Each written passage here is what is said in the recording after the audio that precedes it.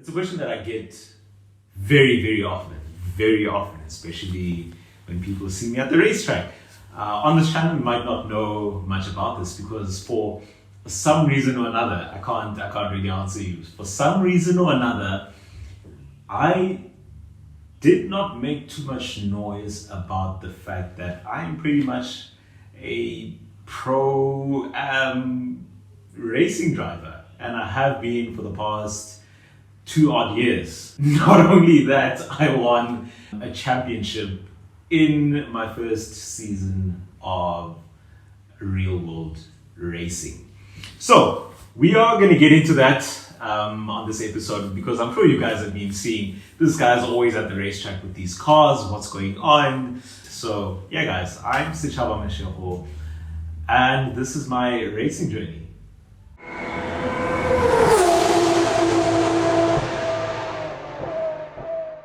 So I think this began actually a very long time ago, even before 2 years ago, when it was grade 9. So I was 15, and my high school at the time, quite a STEM focused high school, was involved in a lot of these inter-school science competitions. And because of my interest in technology and cars and science at the time, I was drawn into what was then called the BMW Remote Control Car Challenge. And jeez, man, this takes me way back, and this is something I almost forgot. I think the trophy for that is somewhere here. So we were entered as our school, and it was a national inter-school championship. And our task was just to build this remote control car, and being the BMW challenge, we had to use BMW shells. And I remember we got the Z4 GT3 shell. And man, it was such an incredible experience. And that was, I think, those were the formative years of my interest in automotive. And we went on to win that. We built one of the best cars, and then we won the race, because there was a race at the end of the competition. Unfortunately, I don't have any footage of that because it was so long ago. I can't even find anything about that on the internet, which really bums me. But yeah, like I said, those are the formative years. And as you guys can tell, I'm a big lover of cars. I love cars and I love driving. And so I eventually find myself as a young car enthusiast who's interested in driving. Naturally, you fall into sim racing, and those years, those were the early days of sim racing. We didn't really have the blow up that we have today, where there are leagues all over the place. Hardware is cheaper than it's ever been before, and more widespread and available than it's ever been before. I remember I got a copy of PC Gamer magazine. And so back in the day, when you bought magazines, especially really niche techie magazines, you'd get a disc with the magazine. So on this disc, there was a demo version of R Factor. And R Factor, for some of you who might not be aware, is one of the best physics simulators. Not necessarily one of the best simulators, consumer racing sims there are for public use, for gaming, for having fun. But the physics engine was so good that till today, a lot of full-on race teams still use the R Factor base physics as a basis for their simulations. So anyway, being someone who fiddled around with computers back in the day, I found a way to crack the demo and get the full version. And boy, we were in business. And so I really got into the whole racing thing, driving on circuit. And that eventually evolved, and you realize very quickly, as a lot of you might find out or have found out, that you play online, any game for that matter, not just racing. You play a game offline, you get pretty decent. You start beating the computer quite consistently, and you're like, okay, I need to take this to the next step. But I wasn't really comfortable at the time because I was like, I don't really have the hardware for it. I was using a flight yoke because, yeah, that's another part of my past life. I was really into aviation. I still am, but yeah, I was really into aviation. So I had this flight yoke, which I was using as a steering wheel. I was uneasy about getting online with non-ideal hardware. But eventually I got my hands on a G29 steering wheel. Logitech G29, it is the bread and butter of most sim racers, people getting into sim racing. Many sim racers, drivers have the Logitech G29 to thank. So I got hold of that from a friend, and I was like, okay, driving became a bit easier. I became a bit faster, and I was like, okay, I think it's time to get into some competition, because that it gets boring after a while. And I think naturally I wanted to see how I stack up against the best. Naturally got into my first couple of online sim racing leagues, and you realize that, sheesh, okay, maybe I'm not that quick, because you see guys and like on tracks that you thought you knew and you're 3 seconds off the pace. At the time, that just meant, dude, you just gotta get faster, and you spend enough time doing something with enough passion and with enough drive, you tend to get better at it. And this coincided with the time that I found some local South African sim racing leagues. At the time, this was Sim Racing South Africa, and then I entered their Formula 3 championship. First time in the league. I think I joined in the middle of the season. It was a bit of a baptism of fire. So, yeah, I remember I finished 8th. Mashigo in 8th for his first race. That is fantastic. That was really encouraging, because now you can see how quick the guys are, and then I was able to measure myself. I'm like, okay, we have something going on here. And that went on for a while. You get involved with these leagues. And then I went to the 2019 Kyalami 9-hour, the SRO one, the Intercontinental GT Challenge. So, you had your Kevin Estres, you had Nick Tandy in the Porsche, the Bentley was still running then, the M6 GT3, Nissan GTR GT3 car. And, I was just mesmerized, man. That was not only my first circuit racing event, it was also my first really high level international racing event that I witnessed with my own eyes. And bro, I was just smitten. I just fell deeply in love with motorsport, with racing. Because funny enough, I wasn't necessarily a massive motorsport guy, motorsport watcher. Been a huge car guy, but not necessarily a huge motorsport guy. But there we were, just fell in love. And I think Kevin S, for me, I could just tell when he was in the 911, bro. I was sitting up at Newcorp. No, I was sitting at Sunset for the start of the race, but then I moved up to Newcorp, and just seeing how that 911 GT3R just danced around that corner, you could just tell that this was Kevin S driving. And like I said, man, I was mesmerized, and I was like, okay, how can I get into this in any way? And that was sim racing. And lo and behold, there was the virtual Kyalami 9-hour, and found myself in that, and we were competing sort of middle of the pack, not really up there, because at the time you had your Jordan Sherratts, super quick guys on the sim. But I didn't care. I just wanted to get better and better and better, and eventually, hopefully, reach that point at some point. Keep competing in this. At this point, we are in Assetto Corsa Competizione, so this is GT3 cars, and I found that that's where my love was. I like the tin tops. Not really a fan of open wheelers. I have no idea why. Maybe it's just a relatability thing, because I can hop into a car, sort of do this similar things as one would do in a GT3 car. So yeah, ACC was hot at the time. It was the place to be for competitive sim racing. Got into the Race Face League, and I think maybe after 2 races I found myself in the pro leagues, because there was Pro Am, and then Pro, where you had pretty decent pace. And man, I enjoyed that. Built up my skill quite a bit, and then just so happened to be in the right place at the right time. An opportunity arose to become a real world racing driver. That was with the FIA Rally Star competition. So FIA and WRC had this sort of campaign to discover talent that would otherwise not make it into real world motorsport. Because as you know, motorsport is extremely expensive. Maybe I'll get into that in another video, but motorsport is outrageously expensive. Don't think go-karts are any cheaper. To compete, to be competitive in a kart in the leagues that matter, you're in for about $1 million per year to be at the highest level. A competitive kart, you're spending easily 150,000 rand. You'd think, this is a little toy.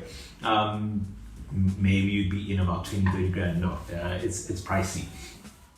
So that's why FIA thought, let's make this happen. Get kids into motorsport, help them find a way. And there were these sort of auditions, and we had to drive a MR2 around the slalom course.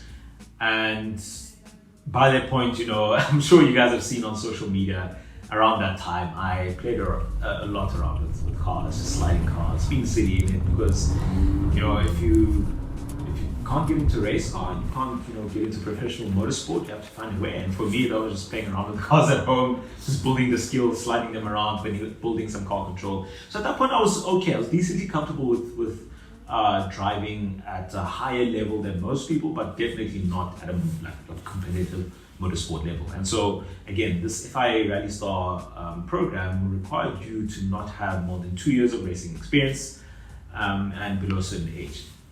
So got into that, did the slalom course. I was the quickest in my group at the time, but it was like these chunks. And then I remember this really well. Courtney Nickel, he's he's advanced driving academy, but that was the first time I met him. You could just tell that Jesus, this guy is like on another level. But that's when you could see, okay, that's the level I should aim for. So in that selection, Courtney pipped me. It was a bit upsetting at the time, especially when you're young. You're really hungry for this, but that's when you learn sometimes you have to defer to the better competitor, and all you can do is go back home and improve in whatever way you can, however you can, within reason. And so I just laid into the sim. And Master Drive again, so Master Drive handled the selection sort of program for FIA Rally Star. And they had a Gymkhana competition where you could either enter your own car or rent one of their MR2s to do a slalom challenge. So I was like, bro, of course I'm going to do this. It's like, I think it was about $1,000 at the time. Didn't have much money. A couple of friends and family pitched in to make it happen because it was $1,000 and a couple of other costs. Got me into the car, and we did the whole slalom thing, and I got first place. I was the quickest guy around the slalom challenge, but I hit a code which earned me a 1 second penalty, but that was still enough for second place. And this is this little trophy here. See if I can get it out. I'm not going to show you every single trophy because it's going to be a while. But yeah, this was my first real world motorsport accolade. I was super stoked about it, even though it was second place. I was like, it's whatever, man. It was sort of proof to myself that I could do it, and people were willing to support. And yeah, FIA sort of entered me as a wild card into the FIA Rally Star competition. I remember a mate of mine, Pablo Marun, also made it in. So having a mate in there and getting a wild card entry, I was so stoked. So I got into that, went through the national finals, had more slalom stuff, skip pan stuff, go-karting where they looked at your times, then made it through the nationals, and it was off to the continentals. And at this point, that's where the guys from Life Live, that's Thierry Neuville's Rallycross kart little company. They built Rallycross karts, and a couple of other FIA people.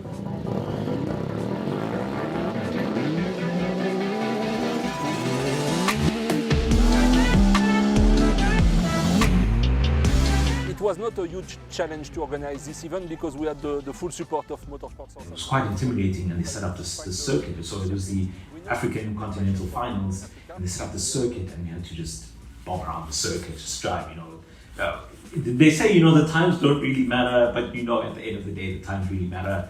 And bro, yeah, it was probably still till this day one of the most amazing experiences I've had on four wheels. It was like a 3-day event held at Sorgkorps. Made it through the first stage, made it through the second stage, and that's when they started cutting people out. And I remember I sort of crashed the car. I touched the barrier and I thought, this is it. But we pushed on and we made it to like the final round of the African Continental Finals. I don't remember how many of us there were. I think we were down from like 20 on something guys from around Africa and the Middle East, and now we're down to like a handful. Max Smart won the competition, and again I think that was really evident. Max was incredible at the competition, and he's doing really well in junior WRC at the moment. And yeah, but that was almost tasting it, but not quite there. But again, just go home and just get better, so that if ever an opportunity like that hits you in the face, you are prepared. And sure enough, I won't get too deep into how this came about, but there was an opportunity to become part of the Toyota Gazoo Racing South Africa Media Challenge. Now, this started in 2022, and now it's going to be part of the 2023 cohort. And there were 2 seats remaining, and I was competing with other journos with like some racing experience or some motorsport affiliation, and we were there, and they were going to assess again, much like the FI Rally Star, assess your 5-lap pace and then your ultimate hot lap pace, just over 1 lap, just see if you have what it took to complete the season. Again, we did what we did, practiced like crazy on Zero Corsa around Sorgkorps, made sure I nailed my lines and everything. But this is going to be my first time in a pseudo race car in anger around Sorgkorps. And we were using the 2022 GR Yaris manual, H-pattern manual. And yeah, just put you into the car and just run. And I remember just feeling almost comfortable instantly, but we had no idea of the time. So I was just trying to drive to the best of my abilities and leave nothing on the table. It was quite a nerve-wracking wait, about a month before we found out who made the cut. And sure enough, I made the cut for the 2023 season. And there I was. This is my first full season of real wheel-to-wheel racing. It ostensibly was a regional championship, but we competed along with the National Extreme National Festival. And bro, what a year. My first race, the nerves, my hands were like this. I was just nerved out of my mind. And I think Tom Falconer was standing in for one of the guys. Dennis Dropout didn't make it to the first race.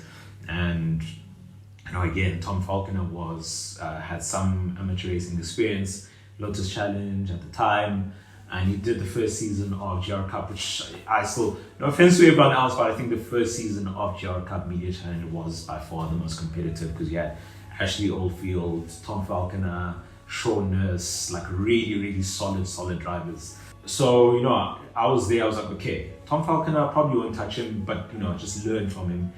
And although the gap was big, I made it second in my first race.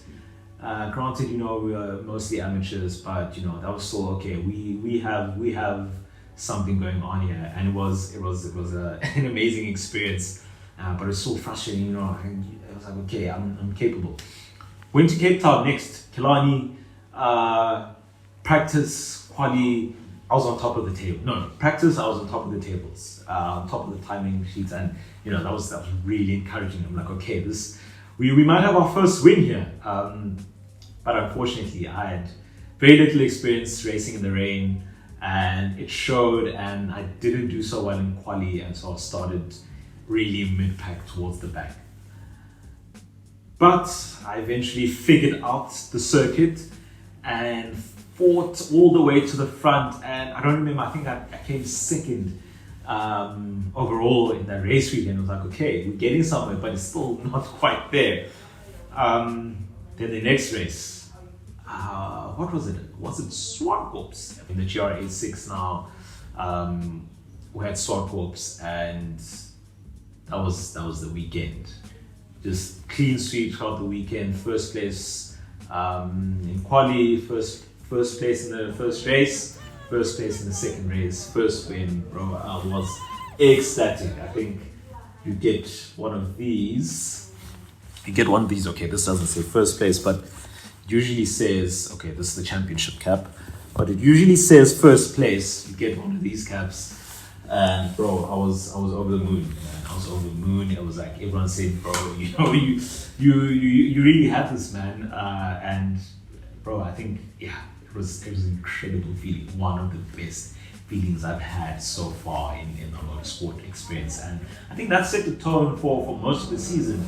The races were, you know, pretty much clean sweeps. Hence, a lot of these trophies. Aldous Crabante, East London, Killarney. So my timing monitor said one would have gone past that. But it's clearly one more lap to go here as they cross the line. Yeah, last lap board is out. Now the last lap board is out, and my timing monitor says there's 2 laps to go. You tell me, Paul.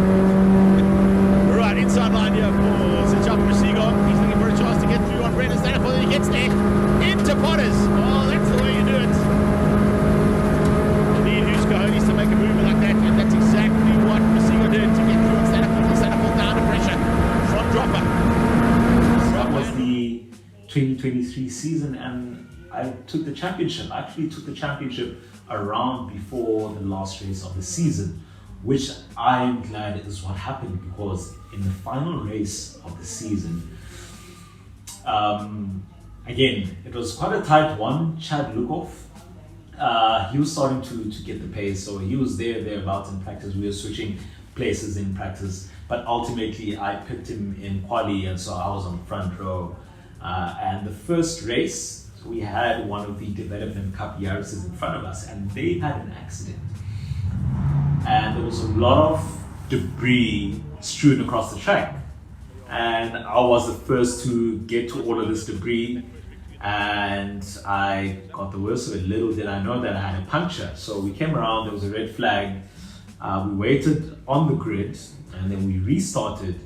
But it was very clear from the first corner that something was wrong. I just started falling off, and it clicked that, bro, you have a puncture. I had a puncture and DNF the race. And that was it. The final race of the season, home race at one of my strongest tracks at Swartkorps, DNF. Second race came back. I started all the way at the back, so I had something to prove. But I had the championship in the back, so it wasn't very. There wasn't a lot of anxiety. You know, it was the end of the season. But you know, when you get into the car, when you're a competitor, you always want to do well. But you know, it was like a time to prove myself. Started from the back, and I got to third place by, I think, the second or third lap. And I was chasing down the front runners. I eventually got right behind them. Going into turn number 2, late on the brakes as they can. It's turning into a three-way race, this. Yeah, so Chubbas closed the gap down rapidly there, showing that he had what it took to take the championship by the time we got to Cape Town. He now overtaking them was quite a challenge, but you know, I was right there for the podium. And yeah, last race of the season, finished third. But yeah, and then we went to the Kyalami 9 hour. Kyalami 9 hour, it was a team effort now, racing against many other races around South Africa. We were in Class D, I think, with the GR86, and our competitors in the class was a E46 M3, the Coastal Engineering E46 M3 from Cape Town, built by Nian du Toit. Big fan of Nian. I think he builds one of the best race cars in the country. Guy's clinical. Yeah, those are our competitors in the class, and I think there was a super photo. So we knew that there was no chance we were going to take Class D on pace. So we just kept it consistent to let the cars finish the race and get index of performance, which is sort of a reward for being consistent. And sure enough, we took second place because I think the Polo had some issues, and the E46 M3 took first place. So anyway, we walked away with the trophy on the podium, and you know, that was another trophy to add my collection. It is not here, unfortunately, but it is there at Toyota Gazoo Racing HQ. And that was the 2023 season. Going into 2024, I thought, that was it. I had my fun. Again, we're fully sponsored by Toyota. We essentially works drivers. Of course, I didn't want to stop because motorsport is the kind of sport where if you lose momentum, you're just never going to find your way back in unless it is with like a huge sum of money. Backdraft racing, someone I knew through Backdraft Racing, who we'll come back to again, reached out and said, listen, we know your season is done with Toyota. Backdraft Racing, they're looking for a driver. This is just endurance racing in the South African Endurance Series. They said, yeah, it's just one guy, they need an extra driver. Are you available? You are going to need a sponsor though. We're going to need to put some money into the race. And I said, yeah, listen, I'm going to try my best to find some money to put in. And yeah, at the end of the week, I think I got the call on like a Tuesday. I had to let them know by Friday. And so the way it works is that with Backdraft Racing is that you essentially rent the car. The cars are ready to race and you essentially rent it for a cost of about, so for example, for a 3-4 hour endurance race, the total cost comes to about 60 to 70,000 rand, which is a lot of money, but in racing terms, believe it or not, that is on the more affordable side.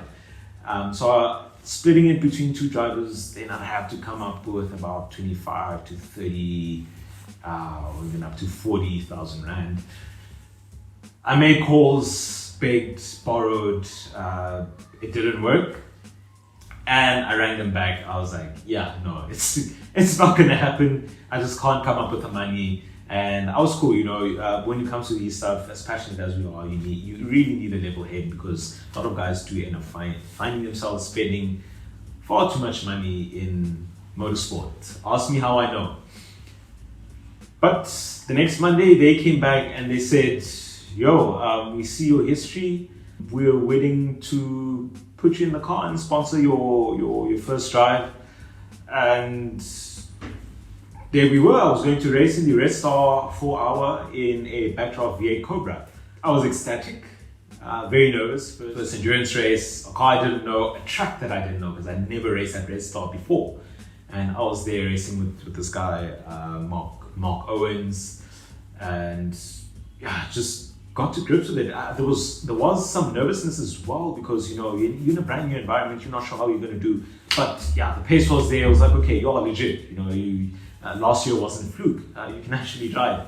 And we did really, really, really well. I think we qualified second or third on the grid. I started the race, but I found myself leading the race in my first stint. Best, because take a look at this. Sees first place take the gap, he goes for it, and Pretorius having to really just go and put all the pressure back onto the inside to try and slow Shataba up under braking.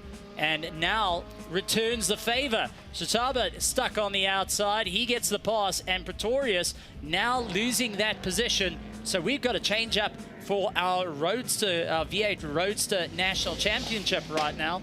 And Shataba is looking to try and open up the distance. Let's see, now that he's been fighting. Did a bit of a boo-boo, and we lost a couple of those places. The race did go a bit south, so I messed up the pit stops. There were some issues with the car, and then on the very last lap, I lost some brakes going on the back straight at Red Star, and I went off, and I think I let go of third place. So we finished fourth overall, which wasn't bad, all things considered, but yeah. And then the next race, again, I was hooked, and I think that's how Backdraft knows. They offer you a drive, and then you hope you find ways to make it happen. And someone, who I won't name, very, very graciously sponsored my second race with Backdraft. And, one thing I didn't mention, I got another call from Toyota and they said, do you want to be part of another season of GR Cup, but this time with the Development League? And I said, say less, I am definitely there. But anyway, this is after my first race with Backdraft Racing. So anyway, got into the first race with the GR Cup Development League, and now this was serious. We were against some up-and-coming, really quick local races. Into 5th place behind Ryan Naka. And you don't have to be worried. Oh, there you go. Oh, it's getting up close and personal now. Sichaba Mashiga trying to find a way through there on Nico. Nico opened up the door. Sichaba had a look. Then had a little bit of a closing of the door on him while he was in the doorway.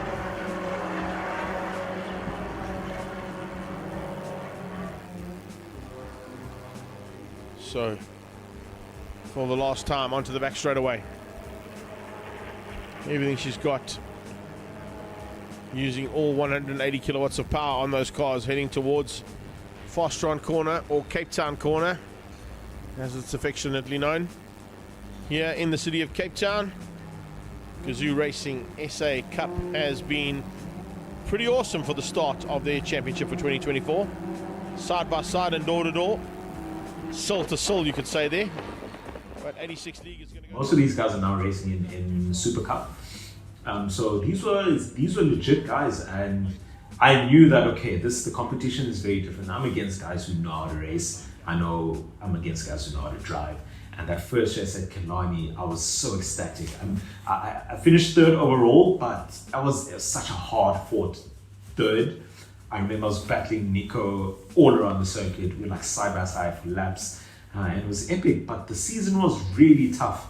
Had a couple of offs, some bad luck, got punctures. At Killarney, my seat, not Killarney, at Kyalami, the Kyalami race was terrible. My seat wasn't fixed properly, so I couldn't really do quali. I didn't have a good time in. It was just a bit of a mess. And I think that season I had to really dig deep and improve as a driver. But Toyota, being a development league, gave us some of the tools, and we were coached by Bradley Leeuwenberg. And I learned how to look at the data and improve. And my lap times compared to the previous year were really up there. I was able to be competitive. I wasn't just on my lonesome all the way at the back. So despite it being a very tough year, I still count it as a very a formative experience where I really pushed. Got to the end of the season, it was extremely tough. We made the most of it. That was the 2024 season, capping it off with Team Kobani in the 9-hour where we did really well. Unfortunately, we were hampered by an accident with an R8 GT3 of MJR Motorsport, where we damaged some components in that race. And the last couple of hours of the race, I did the last stint at night where the diff was damaged, the control arms were damaged, and the car was just doing this all around Kyalami, which is not fun. But yeah, that set the stage for our 2025 campaign, which I will touch on in the following racing videos. It has been an incredible journey. I think, firstly, I have many people to thank, chief among which I think is Toyota. Toyota Gazoo Racing made, I think, a lot of this happen. They just catalyzed my career into motorsport, and I'm eternally grateful for that. That's why I still wear their merch. I don't necessarily rep them because it wasn't like a business relationship, so to speak. But yeah, they really catalyzed my racing career and helped me get seen in the motorsport world in South Africa. The South African motorsport scene is probably among the more accessible and welcoming in the world, but the regular motorsport machinations still apply. The costs, sometimes there are politics, but we never really address those because we don't want to get bogged in politics, especially in racing. Dunlop has been supporting South African motorsport for the past couple of years. Hence these caps. Many more people in the background. They're mostly private individuals, so I wouldn't necessarily share their names here, but so many people help a lot of this happen. I think, I've just been a vessel for all of that, and I'm extremely grateful. So we are trying to continue that with what we're doing on this channel. I'm passionate about driving, I'm passionate about cars, passionate about motorsport and just being the best driver you can be. And hopefully we explore that a lot more. I hope you guys enjoy that. And there's going to be a lot more racing stuff because I am still racing this year. We are hoping to compete for the championship, but again, that's going to be addressed in the next video. Thanks so much for watching. See you in the next one.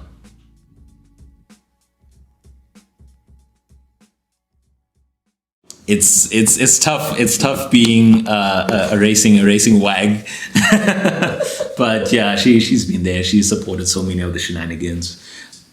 I swear I don't have a gun being held to my head.